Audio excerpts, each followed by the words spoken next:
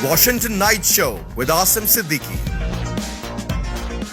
अस्सलाम वालेकुम नाज़रीन, वाशिंगटन नाइट शो के साथ मैं हूं आपका मेज़बान आसिम सिद्दीकी। सवालों और जवाबों का सिलसिला फिर शुरू हुआ और अवैस सलीम साहब हमारे साथ हैं, हमारे तज्ज़िया निगार हैं और मुल्क से बाहर रहते हुए पाकिस्तान के अंदर मुल्क की सियासत को किस तरह देखते हैं, आइए उनसे बात करते हैं। अवैस सलीम साहब, आपका बहुत बहुत शुक्रिया हमारे साथ प्रोग्राम में आने का। आपने पिछले 2 वीक में देखा कि क्या पाकिस्तान के अंदर खबरें डेली बेसिस पर आ रही थीं। सेनेट के इलेक्शन भी देखे और उसके बाद जो तूफान बदतमीज़ी, मैं तूफान बदतमीज़ी ही कहूँगा इसको। तो सबसे पहले अवैस साहब, आपसे यही क्वेश्चन है कि ये बताएं कि इमरान खान के दिन क्या बुरे शुरू हो गए? शुक्रिया। देखिए, बात यह है कि जिन चीज़ों की तरफ आपने इशारा किया, जिस तरह की सियासत हम पिछले 2 हफ्ते में देखते रहे हैं, वो अफसोसनाक ज़रूर है। लेकिन अगर आपने पाकिस्तान की सियासत की तारीख पढ़ी है और देखी है तो आपको उस पर हैरत नहीं होनी चाहिए। अक्सर हमारे जो सीनियर सहाफ़ी हैं और तज्ज़ियाकार हैं वो ये बात करते हैं कि पाकिस्तान की सियासत जो है वो 90 की दहाई में वापस चली गई है। और 90 की दहाई की सियासत क्या थी उन लोगों के लिए, ख़ास तौर पर वो नौजवान सपोर्टर्स जो हुक्मरान जमात के हैं या अपोजिशन के हैं, जो उस वक्त शायद इतना शऊर नहीं रखते थे या उन्होंने वो वक्त नहीं देखा। ये वो वक्त था जब सियासत में एक खास तरह का आप कह लीजिए कि पर्सनालिटी बेस्ड पॉलिटिक्स आई। एक सियासत में एक पर्सनलाइज्ड दुश्मनी का आंसर आया, जिसमें जिस हद तक पीपल्स पार्टी और मुस्लिम लीग नून एक दूसरे के खिलाफ जा सकते थे गए। अक्सर इस बात का तस्करा होता है कि मुस्लिम लीग नून ने उस जमाने में बेनज़ीर भुट्टो के खिलाफ किस तरह की हरकत करने की कोशिश की असेंबली के अंदर और असेंबली के बाहर, उसकी तफसील में जाए बगैर। वो वाकई अफसोसनाक थी, शर्मनाक थी। लेकिन दोनों ने ये सबक सीखा कि आपको मामलात को उस हद तक नहीं लेकर जाना चाहिए जहां आपको वहां से वापसी मुश्किल हो जाए। और फिर चार्टर ऑफ डेमोक्रेसी में या उसके बाद जो वाक़यात हुए और आजकल जो हम देख रहे हैं, वो एक तरह से मैनिफेस्टेशन है इस चीज की कि दोनों जमातें अगरचे सियासी तौर पर एक दूसरे की मुखालिफ हैं, लेकिन वो कहीं ना कहीं मिलकर चलने की कोशिश कर रही हैं और एक दरवाजा खुला रख रही हैं। अब इसको आप मुकमुका का नाम दे दीजिए, इसको आप जो है करप्शन के इल्हाक का नाम दे दीजिए, कोई नाम दे दीजिए, लेकिन बहरहाल सियासत में हमेशा आपको दरवाजे खुले रखने पड़ते हैं। अब इसमें इमरान खान साहब और उनकी पार्टी एक तीसरी कुव्वत के तौर पर उभरे हैं और उन्होंने अपने आप को जब तक वो इक़्तिदार में नहीं आए थे प्रेजेंट किया एक फास्ट बॉलर के तौर पर, एक जारहाना कप्तान के तौर पर। और जिस किस्म का जो एग्रेशन हमें उनकी तकरीरों में नजर आया धरने के अंदर, उसके बाद और ख़ास तौर पर अब इवन हुकूमत में आने के बाद भी जब हमें यह लगता है कि वो अभी तक जिस कंटेनर पर चढ़े थे 2014 में, उस कंटेनर से नीचे उतरे नहीं हैं। तो जो आपके सपोर्टर्स होते हैं वो तो वही सेंटिमेंट पिक करते हैं जो क़यादत उनको देती है। तो क़यादत अगर अपने सियासी मुखालिफिन को दुश्मन बनाकर उनके सामने पेश कर रही है तो वो उसी तरह से दुश्मनी पर उतरेंगे, उस पर रिएक्ट करेंगे। और ऐसा नहीं है कि बाकी जो जमातें हैं वो ऐसा नहीं करती, लेकिन हमेशा ऐसा होता था कि बाकी जमातें जो हैं अगर उनका कोई कारकुन या किसी जगह पर कोई इस तरह का एक वाकया होता भी था तो जो पार्टी के बड़े हुआ करते थे, पार्टी के सरबराहान हुआ करते थे, वो उस पर एक तरह से मरहम रखने की कोशिश करते थे, एक ऐसा पोस्चर लेने की कोशिश करते थे, वो चाहे फेक हो या जेन्युइन हो, लेकिन वो एक व्यू पॉइंट एक ऐसा जरूर देते थे जिससे ये लगता था कि वो बात को ठीक करने की कोशिश करते हैं। खान साहब का मसला ये है कि वो ऐसा लगता है कि हर वक्त एक रिएक्टिव मोड में रहते हैं। हमेशा वो जो है अपने ना सिर्फ कारकुनों को इश्ताल दिलाते हैं बल्कि ایون ابھی جو انہوں نے تقریر کی پارلیمنٹ میں دوبارہ ووٹ آف کانفیڈنس لینے کے بعد، انہوں نے ایک طرح سے جو ہے وہ جو انگریزی میں کہتے ہیں adding fuel to the fire, وہ کرنے کی کوشش کی. تو وہ جیسے جہاں سے میں نے بات شروع کی تھی کہ یہ افسوسناک ضرور ہے ان لوگوں کے لیے جنہوں نے اس طرح کے مظاہرے پہلے دیکھ رکھے ہیں، لیکن اس پہ کوئی حیرت نہیں ہے. اس کا مزہ اس قسم کی سیاست کا پیپلز پارٹی، مسلم لیگ نون اور دیگر جماعتوں نے تو پہلے چکھ لیا ہے، اور پی ٹی آئی بھی ظاہر ہے ہمیشہ تو اقتدار میں نہیں رہے گی، ایک نہ ایک دن اقتدار کا سورج غروب ہوتا ہے. تو انہی سب لوگوں کی ان کو دوبارہ ضرورت پڑے گی، اسی میڈیا کی ان کو دوبارہ ضرورت پڑے گی، اسی طرح کے اتحاد ان کو دوبارہ بنانے کی ضرورت پڑے گی. اور ایون کل ہم نے دیکھا کہ پرویز خٹک خود چل کر بھی بنا غفور حیدری سے انہوں نے ملاقات کی. تو سیاسی مخالفت کو سیاسی مخالفت کی حد تک رکھنا چاہیے، اس کو پرسنل دشمنی نہیں بنانا چاہیے. بالکل. جیسے الیکشن کمیشن نے جو خط لکھا عمران خان کی تقریر کے بعد، وہ مطلب جو پریس ریلیز جاری کی، وہ بھی میڈیا میں دیکھی گئی، اور کافی لوگوں نے جو ہے، اور عمران خان کی اپنی گورنمنٹ نے بھی جو ہے الیکشن کمیشن کو جو ہے کرٹیسائز کیا، وہ خبروں میں آئے. لیکن ویسا آپ یہ دیکھیں کہ محمد علی محمد کرد صاحب جو ہے بہت مشہور لائر ہیں، اور انہوں نے ہم نے ان کو اس وقت دیکھا جب ایک لائر موومنٹ چل رہی تھی، تو لیکن بڑے دنوں کے بعد وہ نکل کر آئے، اور انہوں نے ایک ایسی باتیں کی کہ جی آج پاکستان میں نہ پارلیمنٹ ہے نہ عدلیہ ہے، ایک بریگیڈیئر کے کہنے پر ووٹ پڑتے ہیں، پارلیمنٹ گونگے اور بہرے لوگوں پر مشتمل ہے، سپریم کورٹ میں صرف 4 جج ہیں، باقی لوگ اپنی نوکریاں کر رہے ہیں. میں چاہتا ہوں کہ میں اپنے ناظرین کو بھی یہ چیز سناؤں، کیونکہ ان کو میں نے کہہ تو دیا، لیکن ان کی زبانی سن لیجئے، ان کی جو سخت آواز ہے. اسمبلی کو جو ہے ریگولیٹ کرتا ہے، ایک بریگیڈیئر سارے سینٹ کے الیکشن کو نیچے اوپر کرتا ہے. کیا بات کرتے ہیں آپ؟ کون سی پارلیمنٹ کی آپ بات کرتے ہیں؟ اگر تعداد گنائی جائے تو بہت بہت بہت بڑی تعداد ہماری پارلیمنٹ، ہماری سینٹ میں گونگوں کی ہے، گونگوں کی جو بولتے نہیں ہیں. آپ بات کرتے ہیں کیا یہ کہاں سے؟ آج پاکستان میں نہ کوئی پارلیمنٹ ہے، آج پاکستان میں نہ کوئی ایگزیکٹو ہے، اور آج نہ پاکستان میں کوئی عدلیہ ہے. آج عدلیہ جو ہے سپریم کورٹ کی بات، اس میں صرف 4 جج ہیں بس. آپ کی سپریم کورٹ جو آج مشتمل ہے وہ صرف 4 ججوں پہ مشتمل ہے، باقی صرف نوکری کر رہے ہیں. جج وہ انصاف کرنے کے لیے ہوتا ہے، اس نوکری کے لیے وہاں پہ نہیں بیٹھے. جی اور بھی بہت ساری باتیں کی. اب آپ نے دیکھا کہ یہ جو ڈائریکٹ الزامات اس طرح کے لوگ لگا رہے ہیں جو کہ ایک ذمہ دار حیثیت رکھتے ہیں، کیا کہیں گے کہ بہرحال پاکستان کی پالیٹکس میں کہیں نہ کہیں کسی نہ کسی طریقے سے کنٹرول ٹاور رہا ہے، تو کیا اس طرح کی باتیں مطلب آپ کو کیا لگتا ہے کہ دوبارہ سے یہی سب شروع ہو گیا؟ عاصم، اگر ہم یہ کہنے کے لیے کہ یہ سب کچھ دوبارہ سے شروع ہو گیا، ہمیں پہلے یہ ماننا پڑے گا کہ یہ کبھی ختم ہوا تھا. میں تو نہیں سمجھتا کہ یہ کبھی ختم ہوا تھا. ہماری سیاست میں بہرحال جو مقتدرہ قوتیں ہیں، جو خاص طور پر فوج، ان کا ایک بڑا اہم کردار ہمیشہ رہا ہے. اور جب یہ کہا جاتا ہے کہ وہ نیوٹرل ہو گئے ہیں، تو وہ نیوٹرلٹی بھی جو ہے وہ کسی نہ کسی اسٹریٹجی کے تحت ہوتی ہے. وہ اس لیے نہیں ہوتی کہ وہ یہ سمجھتے ہیں کہ وہ اس سے پہلے جو کرتے رہے ہیں وہ غلط ہے اور ان کو نہیں کرنا چاہیے. اور اس سے جو بات علی محمد کرد صاحب نے بڑی کھل کے کی، کیا حکومتی زعماء کی طرف سے ہمیں اس طرح کے اشارے نہیں دیے گئے क्या जब हुकूमत में शामिल वज़रा, हुकूमत के अरकान, पार्लियामेंटेरियंस बड़े फ़ख्र से ये कहते हैं, या उनके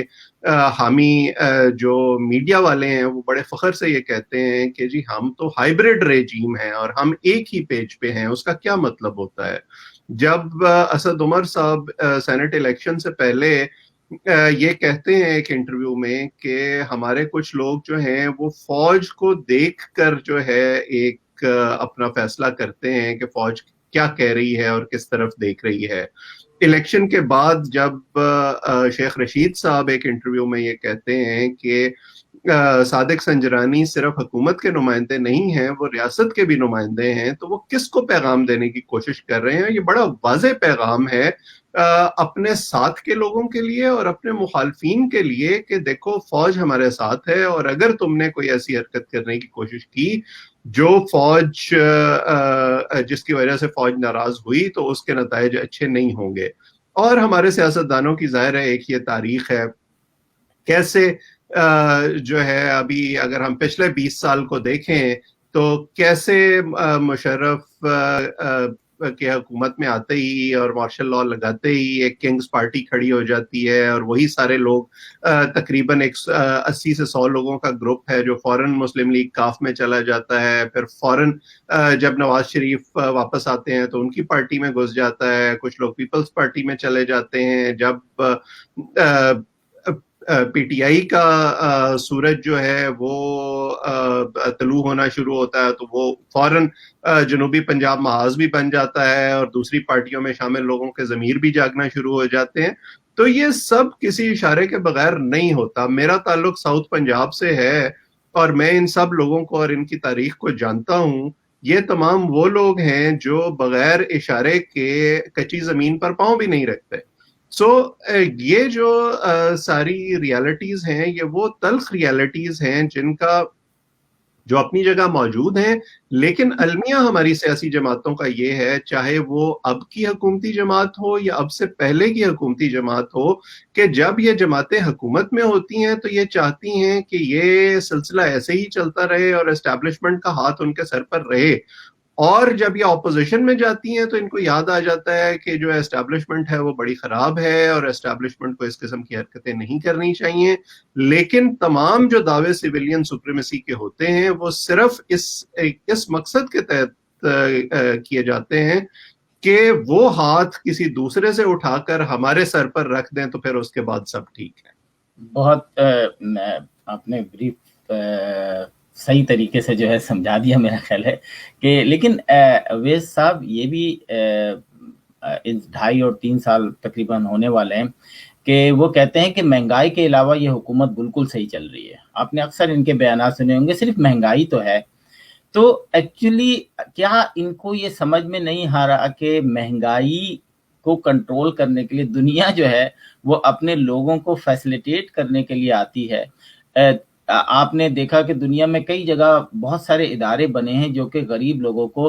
पॉइंट आउट करके मदद करते हैं, जो कि मुस्तकिल गरीब होते हैं। हमारे यहाँ जो एनजीओस काम कर रही हैं, भूखों को खाना खिला रही हैं, ट्रक में, आप कराची में देखें, मुल्तान में देखें, सियालकोट में देखें, जो रिच लोग होते हैं वो लोगों को दस्तरखान पे खाना खिला रहे होते हैं, कुछ मोबाइल। हुकूमत ने वही काम शुरू कर दिया, जबकि हुकूमत को चाहिए कि वो सिस्टम तैयार करें और उसके तहत जो है वो काम करें। अब जैसे बेनज़ीर इनकम सपोर्ट आई और उसमें बिल्कुल खामियां हो सकती हैं और खामियां हर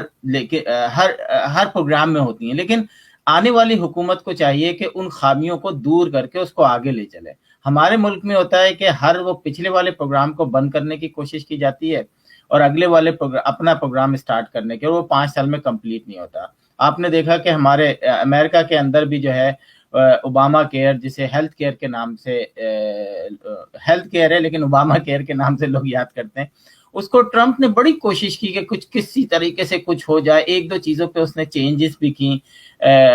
लेकिन वो वहीं पे रही। और आज भी मैं और मेरे जैसे बहुत सारे ऐसे लाखों करोड़ों लोग होंगे जो उसको यूज कर रहे हैं। तो पाकिस्तान के अंदर जो इस्टेब्लिशमेंट का अपना एक रोल है, जिसकी वजह से ये इदारे जो हैं वो बन नहीं पाते।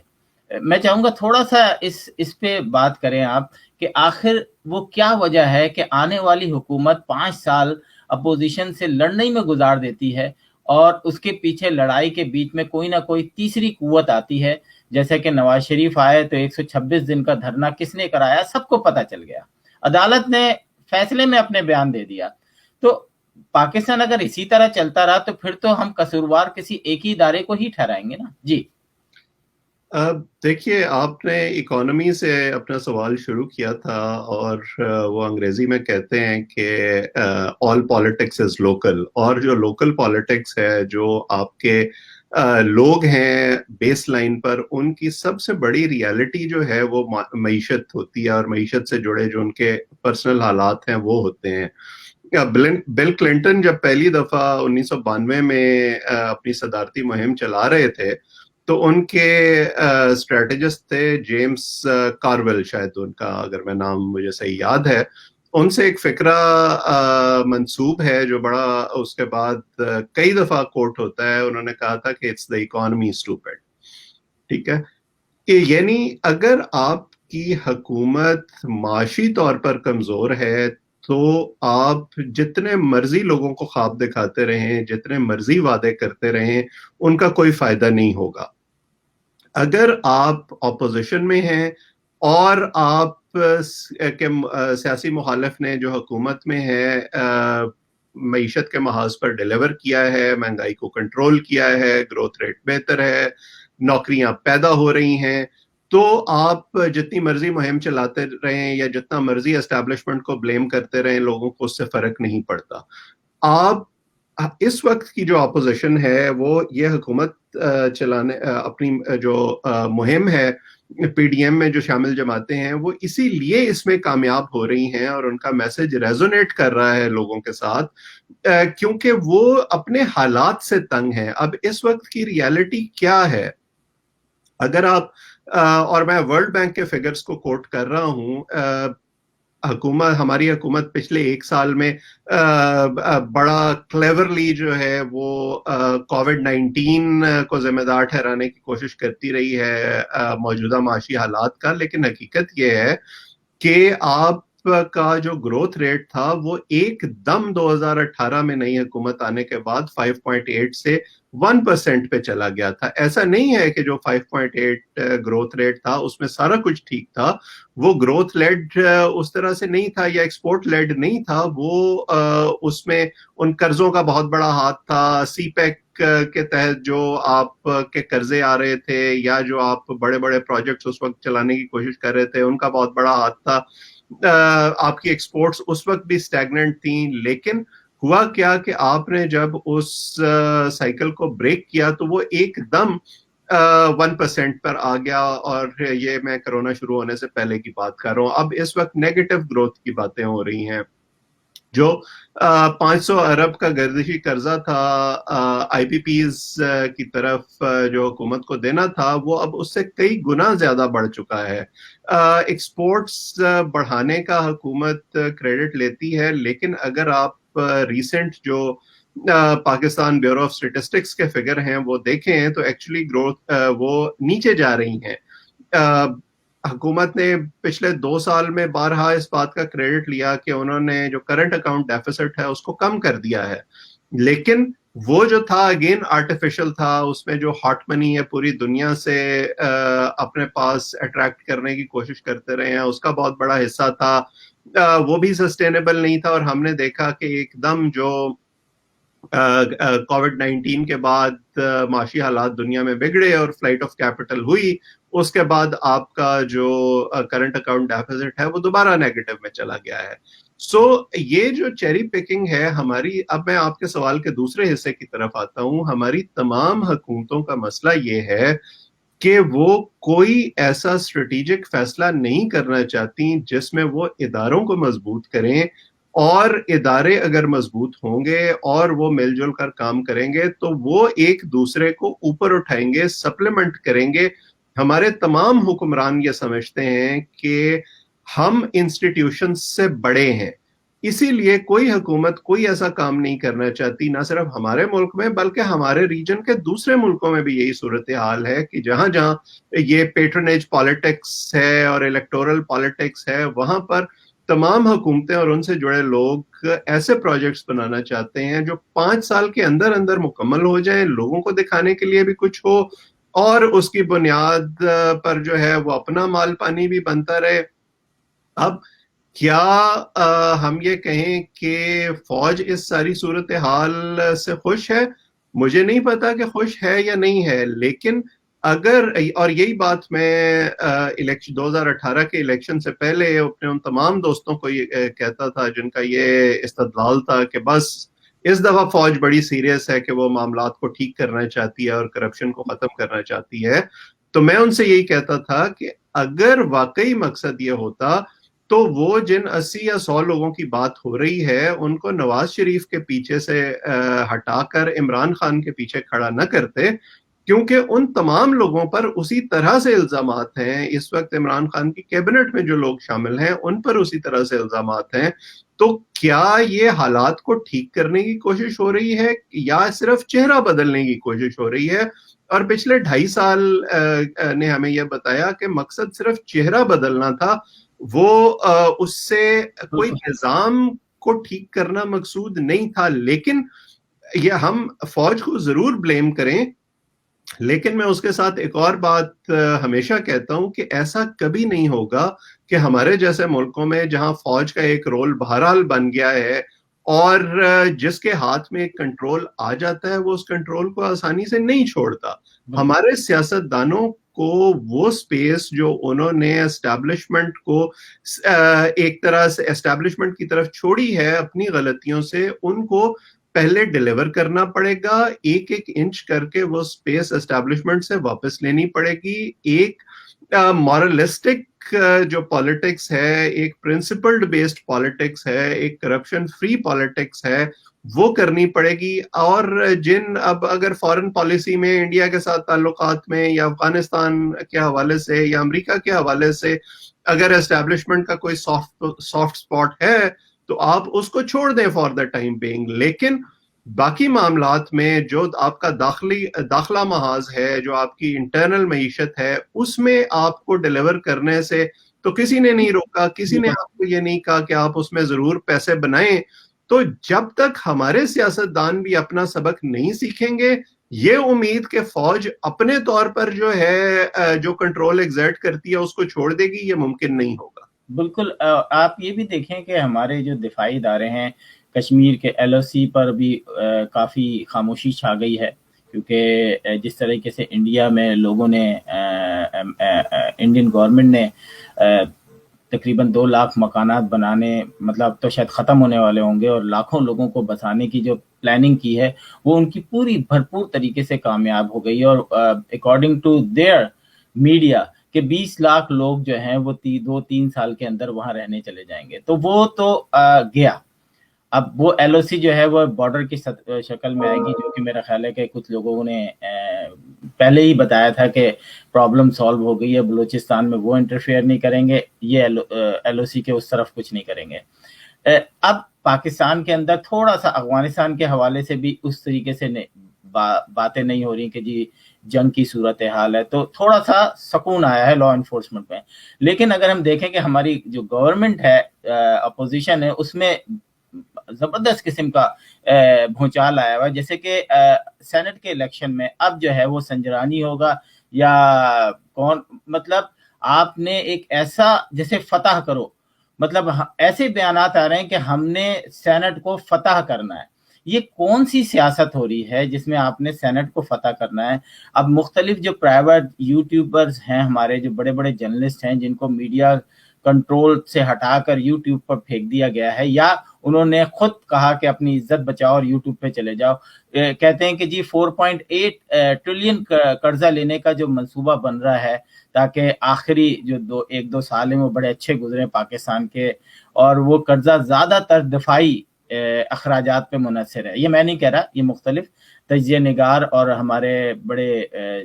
جرنلسٹ کہہ رہے ہیں. تو میں چاہوں گا کہ آپ اس میں اپنا انپٹ ڈالیں کہ سینٹ کے الیکشن میں کیا واقعی کچھ ایسے ہونے والا ہے کہ ہمارے محکمہ زراعت کے لوگ بالکل پارٹ اس کا بنیں گے، کیونکہ لازم بات ہے کہ اگر قرضہ نہیں ملا تو ان کے لیے بھی پرابلم ہے، اور اکثر جو قرضے لیے گئے ہیں اس میں زیادہ تر جو ہے وہ حصہ جو ہے وہ کسی اور کا ہوتا ہے، وہ گورنمنٹ پہ خرچ نہیں ہوتا ہے. کیا کہیں گے؟ دیکھیے، جہاں تک قرضوں کی بات ہے، یہ ٹھیک ہے کہ قرضے یہ حکومت بھی اسی طرح سے لے رہی ہے جیسے اس سے پہلی حکومتیں لے رہی تھیں، لیکن میں کل ہی ایک سٹڈی پڑھ رہا تھا جس کے مطابق جتنے قرضے اس حکومت میں لیے گئے ہیں، اگر آپ ان کی ریشو نکالیں تو وہ ریشو مسلم لیگ نون کی حکومت سے تھوڑی سی کم ہے. ظاہر ہے کہ اس میں جو آپ کا ایکسچینج ریٹ ہے اور وہ سارے فیکٹرز ہیں وہ بیچ میں آ جاتے ہیں، لیکن وہ نسبتاً وہ جو اس کی رفتار ہے قرضے لینے کی وہ ذرا کم ہے مسلم لیگ نون کی حکومت سے. دوسرا جو اس میں بڑا فیکٹر ہے کہ اگر آپ کا گروتھ ریٹ ہی نہیں ہوگا، آپ کے اپنے ملک کے اندر پیداوار ہی نہیں ہوگی، تو آپ کو بہرحال نظام حکومت چلانے کے لیے قرضے تو لینے پڑیں گے. اس وقت ہم ویسے بھی ایک ایسے دوراہے پر کھڑے ہیں، اگر ہم پاکستان کی بات کریں، کہ حکومت کے 2.5 سال گزر گئے ہیں، اور ہمارے جیسے ملکوں میں آپ کو اگلے الیکشن میں جانے کے لیے عوام کو کوئی نہ کوئی ایک ایسا منصوبہ دینا پڑتا ہے جس کی بنیاد پر آپ یہ کہیں کہ دیکھیں ہم نے یہ ڈیلیور کیا ہے یا آپ کو نظر آ رہا ہے، اور ہم اسی طرح کا کام آگے جاری رکھیں گے اگر آپ نے ہمیں دوبارہ موقع دیا. اسی وجہ سے اپوزیشن کے دنوں میں جو میٹرو بسز ہیں اس پر تنقید بار بار کرنے کے باوجود، اس کو جنگلہ بس کہنے کے باوجود، جب پی ٹی آئی کو خیبر پختونخوا میں اقتدار ملا تو انہوں نے اسی طرح بس کا منصوبہ بنایا تاکہ وہ لوگوں کے سامنے رکھ سکیں. اب اس وقت کی جو صورتحال ہے، اگر آپ اس کا کمپیریزن پیپلز پارٹی کے پچھلے دور سے کریں اور مسلم لیگ نون کے پچھلے دور سے کریں، تو تقریباً آدھا جو عرصہ ہے حکومت میں گزارنے کے بعد آپ کو پیپلز پارٹی کی بھی ترجیحات کچھ نہ کچھ نظر آنی شروع ہو گئی تھیں کہ وہ جو ہے ڈیولوشن کرنا چاہتے ہیں، وہ 18ویں ترمیم کرنا چاہتے ہیں، وہ رینٹل پاور پروجیکٹس بنانا چاہتے ہیں، وغیرہ وغیرہ. اسی طرح آپ نے مسلم لیگ نون کے دور حکومت میں دیکھا کہ ان کا ایک بڑا واضح جو میسج تھا، 2 پیٹ پروجیکٹس ان کے رہے. ایک ٹرانسپورٹیشن سے متعلق تھا جس میں یہ موٹر ویز تھیں اور یہ میٹرو بسز یا میٹرو ٹرین کے پروجیکٹس تھے، اور دوسرا جو پروجیکٹ تھا وہ یہ تھا کہ وہ بجلی کے پلانٹس لگانا چاہتے تھے تاکہ بجلی کی کمی پوری ہو، اور وہ الیکشن اس بنیاد پر لڑیں کہ دیکھیں ہم نے بجلی کا مسئلہ حل کر دیا. اس وقت 2.5 سال کے بعد کیا اس حکومت نے کوئی ایک ایسا پروجیکٹ بنایا ہے یا ایٹ لیسٹ شروع کیا ہے یا اس کے حوالے سے لوگوں کو ڈائریکشن دی ہے جس کی بنیاد پر یہ کہیں کہ ہاں اس کے کچھ نہ کچھ جو فروٹس ہیں وہ باقی 2.5 سال میں ہمیں آنے شروع ہو جائیں گے اور الیکشن میں ہم یہ لوگوں کے سامنے رکھ سکیں گے؟ پناہ گاہیں ہیں یا لنگر خانے ہیں، وہ اپنی جگہ ٹھیک ہیں، لیکن وہ جڑے ہوئے ہیں اس چیز سے کہ اس وقت پچھلے 2-2.5 سال میں جتنے لوگوں کی جابز گئی ہیں، جو ان امپلائمنٹ بڑھی ہے، جو مہنگائی بڑھی ہے، اس کا ایک ڈائریکٹ امپیکٹ آپ کے لوگوں پر آ رہا ہے. امیر امیر تر ہو رہا ہے، غریب غریب تر ہو رہا ہے. حقیقت اس وقت پاکستان میں یہ ہے، میں کچھ دن پہلے ایک دوست سے بات کر رہا تھا کہ اگر آپ انفلیشن کو اکاؤنٹ فار کریں اور آپ ایکسچینج ریٹ کو اکاؤنٹ فار کریں تو آپ کے جو یوٹیلیٹیز کی قیمتیں تھیں، یوٹیلیٹی بلز جو تھے وہ تقریباً ڈبل ہو گئے ہیں 2.5 سال میں، اور جو آپ کی روزمرہ کی چیزیں جو آپ خریدتے تھے اپنا کچن چلانے کے لیے ان کی قیمتیں تقریباً ڈبل ہو گئی ہیں. اور اگر آپ ایکسچینج ریٹ کو لیں تو ایک طرح سے آپ کا جو ڈالر کے آپ کو 160 روپے ملتے 120 روپے ملتے تھے، اب یا میرا خیال ہے میں غلط ایکسچینج کر رہا ہوں، اور تقریباً 40% آپ یہ کہہ لیں کہ اس ایکسچینج ریٹ کی وجہ سے آپ کی قوت خرید متاثر ہوئی ہے اور آپ کے جو اخراجات ہیں وہ ڈبل ہو گئے ہیں. یعنی 2018 میں اگر میرے پاس 100 روپے تھے اور میں اس 100 روپے سے جو اخراجات کر رہا تھا، اب وہی خرچہ کرنے کے لیے یا اس سے زیادہ خرچہ کرنے کے لیے میرے پاس صرف 60 روپے رہ گئے ہیں. یہ ایک عام آدمی کی ریالٹی ہے. تو آپ اپوزیشن کو جتنی مرضی گالیاں دیتے رہیں, آپ لوگوں کو جتنے مرضی خواب دکھاتے رہیں کہ ایک نہ ایک دن جا کر یہ سب کچھ ٹھیک ہو جائے گا اور حکومت کے آخری دنوں میں کوئی نہ کوئی معجزہ ہوگا جس کی بنیاد پر جو ہے ہم آپ کو انسینٹیو بھی دیں گے اور آپ کے حالات بھی بہتر ہو جائیں گے. میرا خیال ہے کہ 2.5 سال بہت ہوتے ہیں لوگوں کو برداشت کرنے کے لیے, لوگوں اور نہ گھبرانے کے لیے. جیسا خان صاحب بار بار کہتے ہیں کہ آپ نے گھبرانا نہیں ہے, میرا خیال یہ ہے کہ اب لوگوں نے گھبرانا بھی شروع کر دیا ہے اور حکومت کے اندر موجود لوگوں نے بھی گھبرانا شروع کر دیا ہے. یہ ٹھیک ہے کہ سینٹ کے الیکشنز میں جو ہے ووٹوں کی خرید و فروخت بھی ہوئی, لیکن اس کے ساتھ جو دوسرا ایسپیکٹ جڑا ہوا ہے جس میں لوگ پی ٹی آئی کے بجائے پیپلز پارٹی کے یا مسلم لیگ نون کے ٹکٹوں کے وعدے لے رہے ہیں اگلے الیکشنز میں, ان کو یہ اندازہ ہو رہا ہے کہ جو اس وقت پی ٹی آئی کی پرفارمنس ہے اور اس کے اگر ٹھیک ہونے کے امکانات بھی نظر نہیں آ رہے ہیں, تو ان کے لیے اس بنیاد پر اگلے الیکشن میں پی ٹی آئی کے ٹکٹ پر کامیابی ممکن نہیں ہوگی. اور یہ ویسی ہی صورتحال ہے جیسے پرویز مشرف کے دور کے اختتام پر کوئی مسلم لیگ کاف کے ٹکٹ پر الیکشن لڑنے کو تیار نہیں تھا, یا پچھلے 2 الیکشنز میں ایٹ لیسٹ پنجاب میں کوئی بھی پیپلز پارٹی کے ٹکٹ پر الیکشن لڑنے کو تیار نہیں تھا. سو یہ وہ ریالٹیز ہیں, وہ اکنامک ریالٹیز ہیں بیس لائن پر عوام سے جڑی ہوئی, جن کا ادراک ایسے لگتا ہے کہ حکومت کو نہیں ہے, اور یہ مہنگائی جو ہے یہ حکومت کو کھا جائے گی. اپوزیشن صرف اس کو ایکسپلائٹ کرے گی. آپ جب تک اس کا کوئی علاج نہیں کریں گے, آپ اپوزیشن کا بھی کوئی علاج نہیں کر سکتے. بالکل, تھینک یو سو مچ اویس سلیم صاحب, آپ نے جو ہے بہت ہی کھل کے جو ہے تجزیہ کیا پاکستان کے حالات کا. اور یہ بات حقیقت ہے کہ اب لوگ جیسے بجلی کا بل جو ہے وہ میں نے بھی کئی لوگوں سے پاکستان میں بات کی, تو اور ابھی میں نے دیکھا 2 دن پہلے 8 لوگوں کی ڈیتھ ہوئی. نیچے اوپر رہتے تھے اور انہوں نے کہا بجلی تم نے زیادہ خرچ کی ہو, کہہ رہا تم نے زیادہ خرچ کی ہو, میں نہیں. اور 5 بھائی ایک جگہ گولی لگنے سے زخمی ہوئے یا مر گئے مجھے نہیں پتا ابھی, لیکن جو خبریں آئی تھیں اس میں یہی بتایا گیا تھا کہ 8 لوگوں کو گولیاں لگی ہیں. تو اب جو ہے نا لوگ آپس میں گتھم گتھا ہو رہے ہیں, اور یہ وہ وقت ہے میرا خیال ہے سٹارٹ ہو چکا ہے. اور یہ بالکل آپ صحیح کہہ رہے ہیں کہ مہنگائی اس گورنمنٹ کو لے ڈوبے گی, اور یہ گورنمنٹ کے لوگ جو ہیں وہ کہتے ہیں کہ صرف مہنگائی تو ہے, باقی سب تو ہم اس ملک کو چلا رہے ہیں. تو یہ بھی ایک المیہ ہے, اس کو بھی ہمیں برداشت کرنا ہے آنے والے دن. یہ وہ آرگومنٹ ہے جو ملکہ برطانیہ کا آرگومنٹ تاریخی طور پر کہا جاتا ہے کہ اس نے کہا تھا کہ اگر لوگوں کو روٹی نہیں مل رہی تو وہ کیک کیوں نہیں کھاتے. بالکل. تو ناظرین, پاکستان سے باہر رہنے والے پاکستان کے اندر کی سیاست کس طرح دیکھتے ہیں, اور اویس سلیم ایک تجزیہ نگار ہیں اور بڑی گہری نظر پاکستان کی پالیٹکس پہ دیکھتے ہیں. تو میں چاہتا ہوں کہ اگر آپ کوئی سوالات ان سے کرنا چاہیں تو پلیز مجھے آپ ای میل کر سکتے ہیں,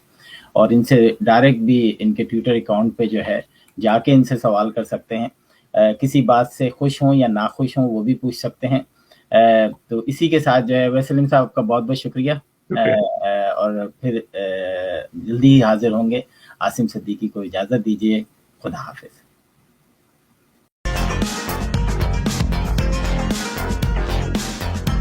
Washington Night Show with Asim Siddiqui.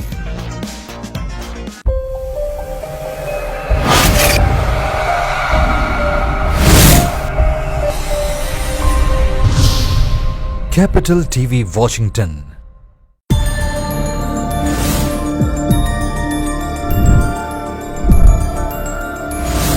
You are watching Capital TV Washington. The best South Asian TV channel in North America.